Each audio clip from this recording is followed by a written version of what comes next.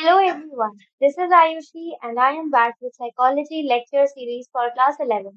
हम chapter 6 learning के बारे में पढ़ रहे हैं। आज हम इसके लास्ट पार्ट यानी पार्ट 9 में पढ़ेंगे learning disabilities and applications of learning principles के बारे में। लर्निंग डिसेबिलिटीज में हम जानेंगे कि जो बच्चे अच्छे से सीखने में असफल होते हैं या नाकामयाब होते हैं, उनको क्या-क्या तकलीफें होती हैं। और नेक्स्ट हम जानेंगे कि हमने अभी तक जो भी थ्योरीज पढ़ी हैं लर्निंग की या जिस तरीके से हम चीज़ों को सीखते हैं, उनको हम अपनी रोज़मर्रा की ज़िंदगी में किस प्रकार से इस्तेमाल कर सकते हैं। So first of all learning disabilities क्या होती है? आपने सुना होगा ड्रॉप आउट्स के बारे में, यानी जो बच्चे स्कूल आधे में ही छोड़ के चले जाते हैं।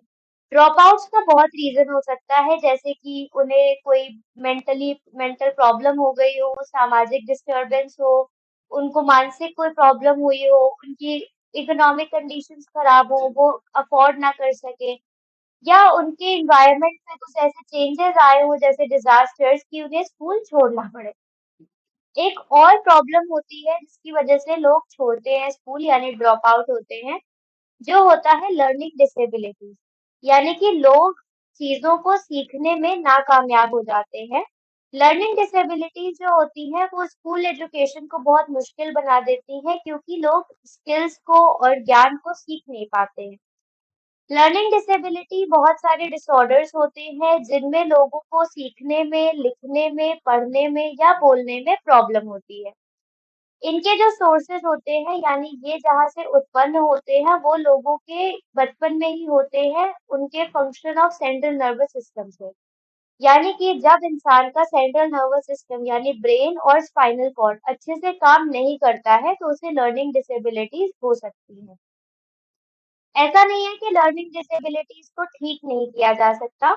बहुत सारे अलग टीचिंग मेथड्स को इस्तेमाल करके या उन बच्चों को अलग ट्रीटमेंट देके उनको बेहतर बनाया जा सकता है। सिम्पटम्स ऑफ लर्निंग डिसेबिलिटीज यानी आपको कैसे पता चलेगा कि किसी बच्चे को लर्निंग डिसेबिलिटी है या नहीं है।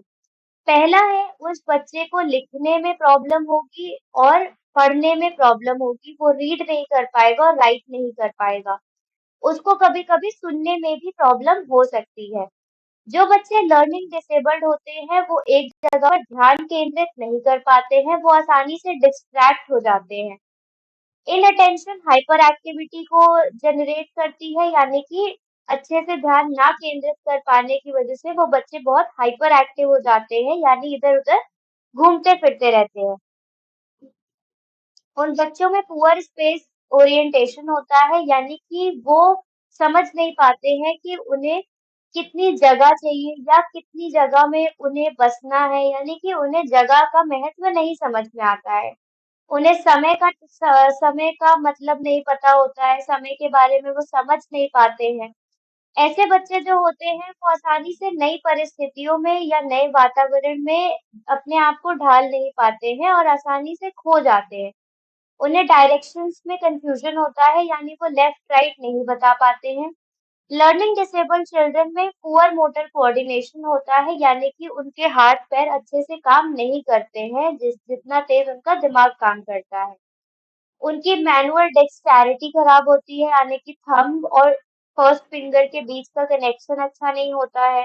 वो बैलेंस खोते हैं, यानी कि वो पेंसिल शार्प नहीं कर पाएंगे, डोर का लॉक नहीं खोल पाएंगे, डोर को नहीं खोल पाएंगे।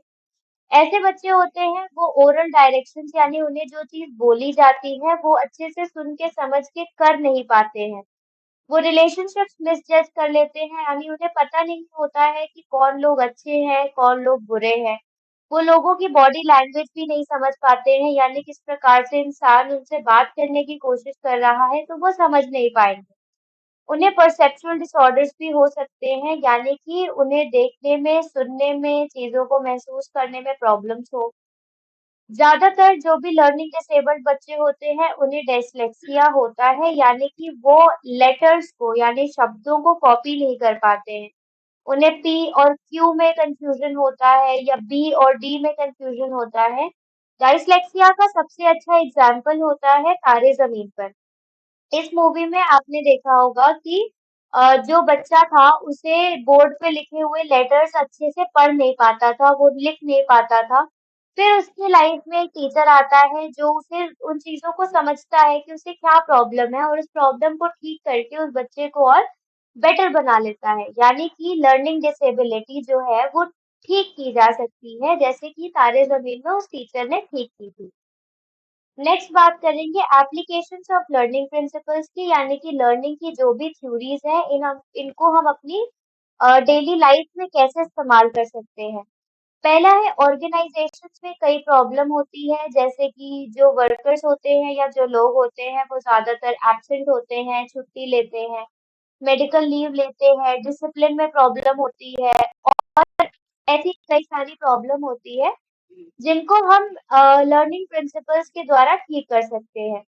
अटेंडेंस को बढ़ाने के लिए और एब्सेंट लोगों को कम करने के लिए एक बहुत अच्छा डिवाइस इस्तेमाल किया जाता है कुछ ऑर्गेनाइजेशंस में। हर 3 महीने के अंत में एक जार होता है जिसमें एम्प्लॉयज की चिट होती है और जो एम्प्लॉय हर दिन आया हो उसकी उसमें चिट होती है, उसमें से चिट उठाई जाती है और उन लोगों को रिवॉर्ड दिए जाते हैं, यानी कुछ तोहफे दिए जाते हैं।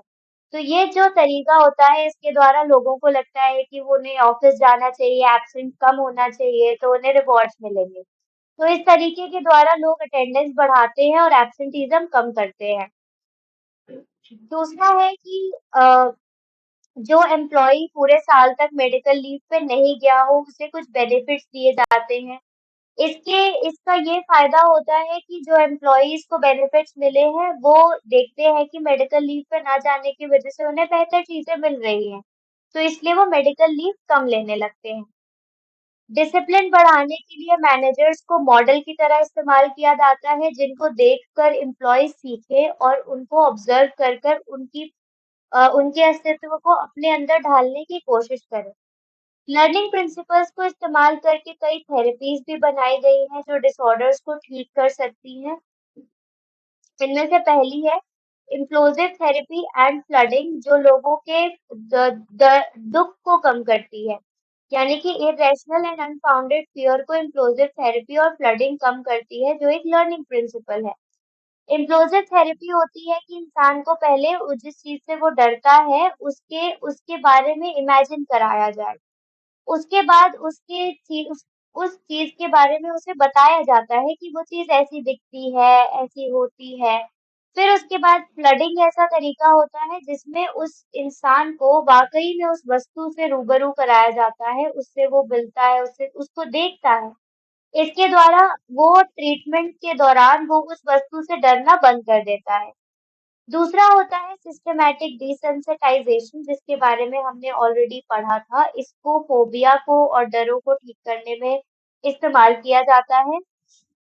इसमें हम काउंटर कंडीशनिंग इस्तेमाल करते हैं जिसको क्लासिकल कंडीशनिंग का उल्टा समझते हैं। इसके द्वारा हम लोगों का डर ठीक करते हैं।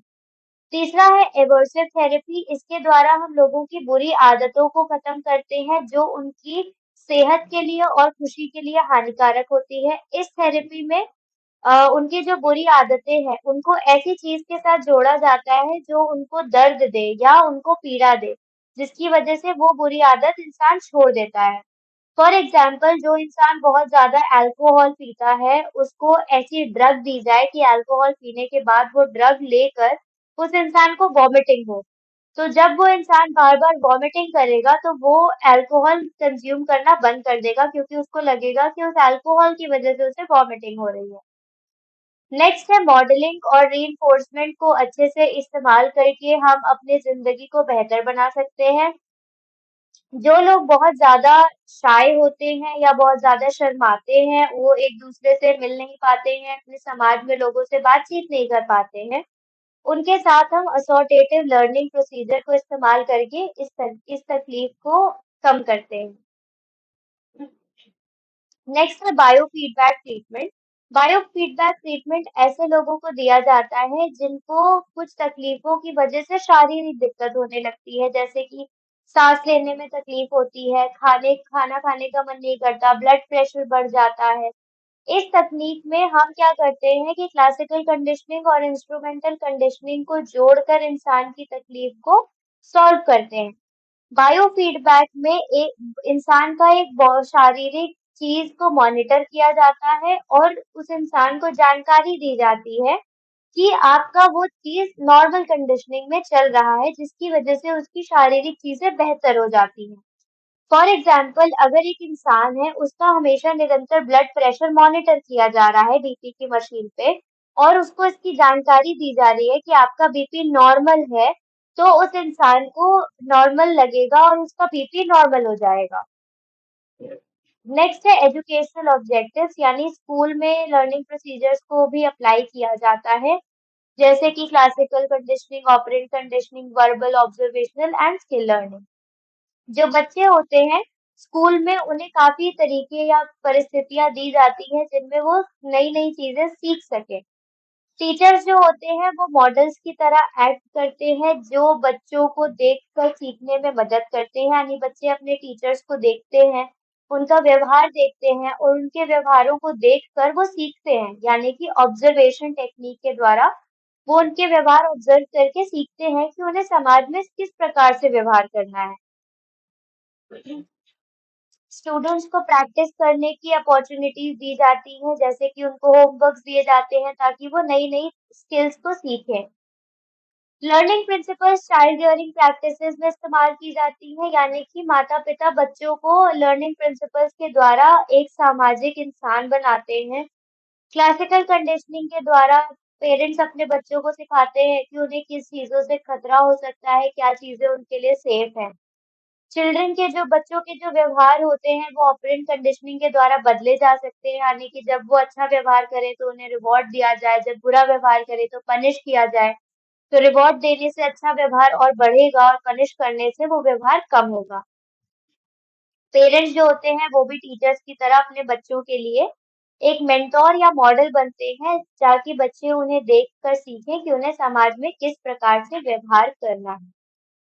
इस टॉपिक से रिलेटेड या इस चैप्टर से रिलेटेड अगर आपको कोई भी डाउट्स या क्वेरीज है तो आप अपने क्वेश्चंस कमेंट सेक्शन में पूछ सकते हैं। साइकोलॉजी से रिलेटेड ऐसी ही एजुकेशनल वीडियोस के लिए गुरुकुल चैनल को सब्सक्राइब करना ना भूलें।